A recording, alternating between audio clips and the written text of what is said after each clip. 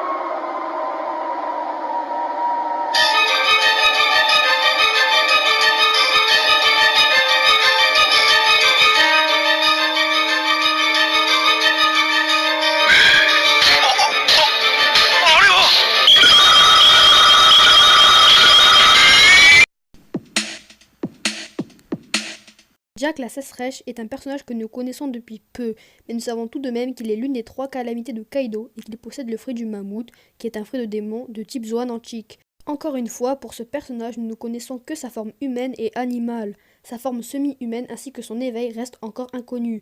D'ailleurs, je ferai à l'avenir une théorie sur l'éveil des Zoan, où je parlerai de quelques cas comme Jack ou encore Chopper. Bien, revenons maintenant au top. Son fruit est l'un des plus puissants, et c'est d'ailleurs pour ça qu'il est le bras droit de Kaido et qu'il a une prime d'1 milliard de berries. C'est la première personne qui a atteint ce palier, et ça en dit long sur sa puissance qui repose essentiellement sur son fruit du démon. Eustace Captain Kidd est l'un des pirates de la pire des générations, et lors de l'arc de l'archipel des Sabondi, c'est lui qui avait la prime la plus élevée, 315 millions de berries. Et c'est en partie grâce à son fruit du démon, pourtant nous ne savons quasiment rien dessus. Ce fruit est de type Paramecia. Kidd possède sûrement le fruit du magnétisme, car il peut attirer le métal ou l'éloigner de lui. D'autant plus, ce pouvoir semble très puissant, car il s'est protégé avec son bras d'un rayon laser d'un pacifista à l'archipel des Sabondi. Par là. Cette fois, je vais te réduire en bouillie.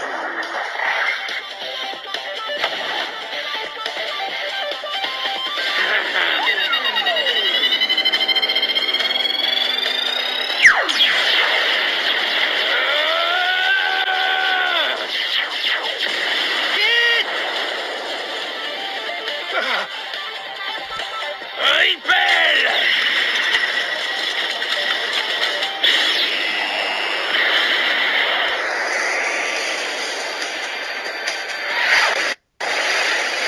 La seule faiblesse de ce fruit, hormis l'eau de mer, est la dépendance environnementale. Et oui, en effet, ce fruit ne fonctionne que si du métal est présent dans les environs. C'est aussi pour cette raison qu'il n'est pas plus haut dans le classement. Basil Hawkins possède un fruit de type inconnu qui lui permet de prédire les probabilités d'un combat ou encore de rediriger tous les dommages physiques qui lui sont infligés vers une autre personne en utilisant des poupées vaudou de paille. La principale faiblesse de ce fruit est due à la limite de ses poupées vaudou. Ceci est indiqué quand il dit à Kizaru qu'il était peu sage pour lui de se battre avec une dizaine de simples hommes poupées vaudou. Basil Hawkins peut aussi se transformer en épouvantail. Oui, il a une transformation épouvantail entre guillemets, qui lui améliore sa force et des capacités d'attaque améliorées.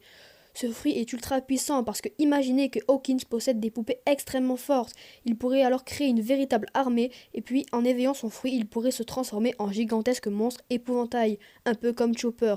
Car oui, je pense que ce fruit est un Zoan. Et si on réfléchit, on remarque que l'on a déjà vu ces trois formes. Sa forme humaine, sa forme épouvantail entre guillemets et sa forme semi-humaine lorsque les poupées sortent de son corps. Fujitora est l'un des trois amiraux de la marine, l'une des trois forces qui maintient l'équilibre dans le monde de One Piece. Fujitora est un monstre de puissance et il possède aussi l'un des plus puissants fruits du démon. Oui, le fruit de la gravité. Pendant l'arc de Dressrosa, Fujitora nous a dévoilé une petite partie de ses pouvoirs, comme pouvoir enfoncer quelqu'un dans le sol ou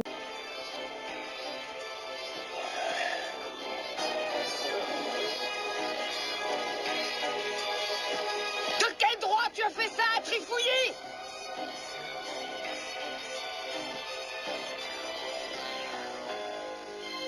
Écoute, chapeau de paille, tu as pas ton mot à dire. Cette histoire ne concerne que lui et moi.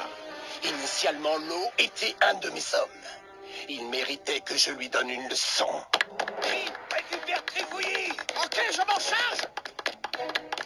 Le chasseur de pirates, il passe à l'action. Est-ce qu'on le capture? Allez-y, une petite seconde. C'est Messire l'eau. Il a été abattu sous nos yeux par Don Flamingo. Oh non! Oh la vache, t'as entendu? Un chasseur de pirates. Et Kinemon, le renard à la flamme. Il me semble avoir aperçu un morveux sur le navire. Il ressemblait à Momonosuke. Surtout t'inquiète pas, on ne laissera pas s'approcher de lui. Il ne manquerait plus que cela.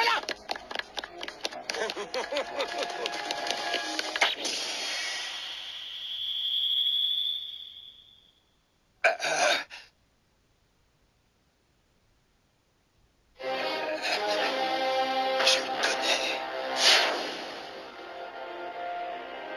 Mes excuses, monsieur.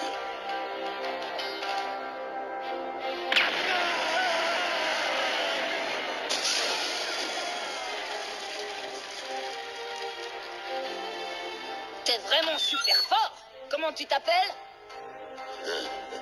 Tu veux savoir comment je m'appelle? Mais dans ton intérêt et dans le mien, mieux vaut que je ne te révèle pas mon identité.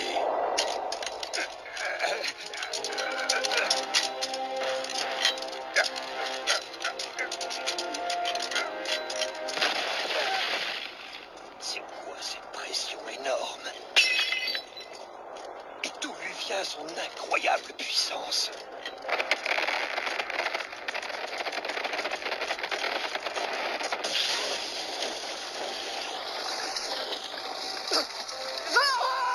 ou encore envoyer des météorites sur la Terre. Oui, des météorites. Incroyable, non?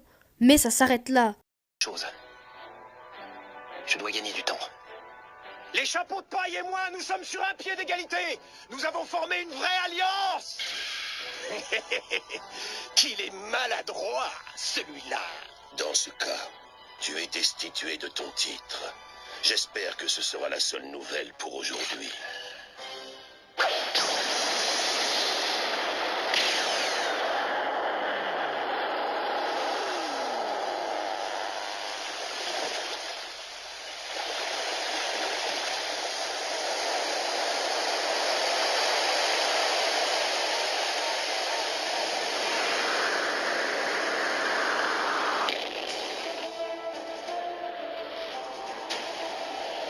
J'hallucine. Une météorite. C'est impossible. Non mais attends, tu te fiches de moi? T'es pas sérieux? Fuyez! Météorite nous fonce dessus!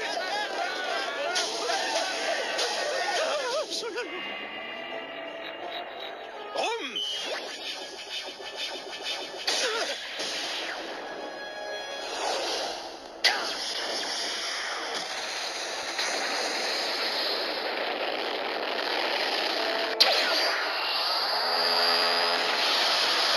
reconnais pas vraiment son type de fruit du démon, même si c'est sûrement un paramécia. Bizarrement, à chaque fois que Fujitora utilise ses pouvoirs, il utilise son sabre. Alors est-ce qu'en réalité c'est l'épée qui a mangé le fruit du démon et pas lui? Je n'en sais strictement rien. Parce que oui, rappelez-vous, lors de l'arc Alabasta, nous avons appris que les armes pouvaient aussi manger des fruits du démon. En tout cas, ce qui est sûr, c'est que ce pouvoir est très puissant et qu'il mérite largement sa place de numéro 2. Avant de passer au numéro 1, au number 1, on va parler du fruit du temps qui obtient la mention spéciale de ce top. Le fruit du temps de type paramécia obtient la mention spéciale. Et oui, il est tellement puissant que j'ai dédié une vidéo entière à son sujet. Alors normalement il devrait se retrouver à la première place, mais je ne vais pas vraiment entrer dans les détails de ses capacités car j'explique déjà tout dans la vidéo que j'ai faite à son sujet. Et si jamais vous n'avez pas encore vu, vous avez juste à cliquer sur la miniature, voilà juste ici, pour la visionner. En gros, ce fruit permettrait de contrôler l'âge des personnes et donc de les maintenir en vie.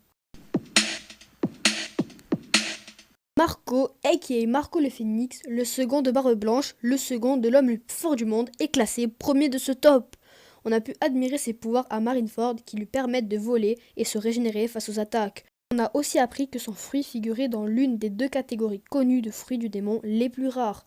Et oui, les zoans antiques et mythologiques sont plus rares que les Logia. Le fruit du démon de Marco est de type zoan mythologique.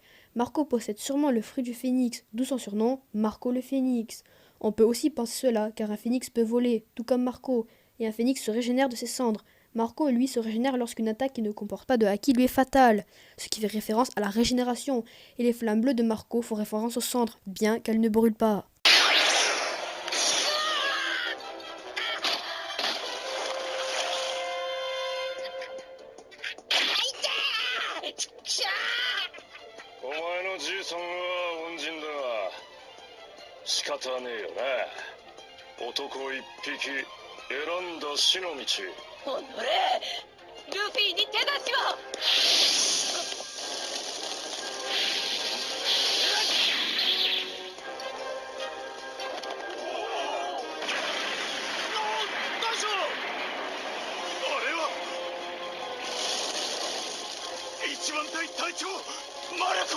Le sacré de sagesse.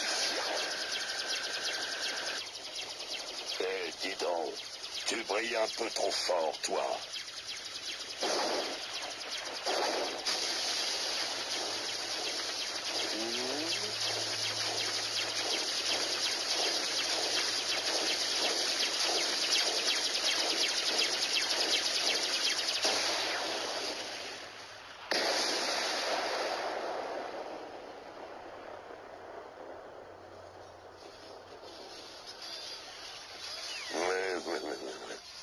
Il a réussi à contrer l'attaque de l'amiral. Qui est-ce? Il est recouvert de flammes bleues. Des flammes bleues? Tu ne peux pas prendre le roi du premier coup, tu sais. Vous êtes effrayants, les pirates de Barbe Blanche. Regarde! Qu'est-ce qui lui arrive? Il s'est pris l'attaque de Kizaru de plein fouet et il est toujours debout. Alors, ce qu'on dit sur son pouvoir est vrai? Oh, encore plus rare qu'un Logia. Un Zoan de type mythologique.